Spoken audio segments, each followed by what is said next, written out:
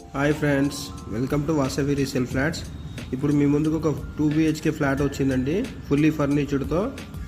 Location వైజ్గా వచ్చి మనకి చందానగర్ అండి, మియాపూర్ దగ్గర ఉన్నటువంటి చందానగర్ అండి.